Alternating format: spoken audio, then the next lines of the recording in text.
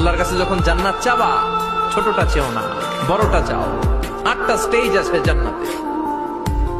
এক একজন এক একজনের আমল অনুযায়ী এই জান্নাতে ঢুকবে। কেউ ঢুকবে জান্নাতুল মাওয়াতে, কেউ জান্নাতুল নাঈমে, কেউ জান্নাতুল আদানের ভেতরে, কেউ দারুল কারার, দারুল খুলদ, দারুল মাকাম, ইল্লিয়ুন এগুলোতে ঢুকবে। আমরা সবাই যেন জান্নাতুল ফেরদাউসের অধিবাসী হতে পারি। সূরাতুল মুমিনুনের শুরুতে আল্লাহ তাআলা মুমিনদের 7টা গুণের কথা বলেছেন। আল্লাহ বলেছেন, উলাইকা হুমুল ওয়ারিসুন আল্লাযীনা হুম ইয়ারিসুনাল ফিরদাউস হুম ফিহা খালিদুন।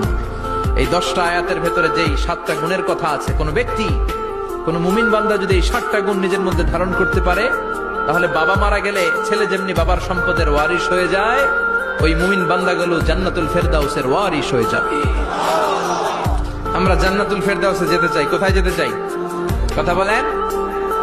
আমরা জান্নাতুল ফেরদাউসে যেতে চাই, জান্নাতের মেহমান হয়ে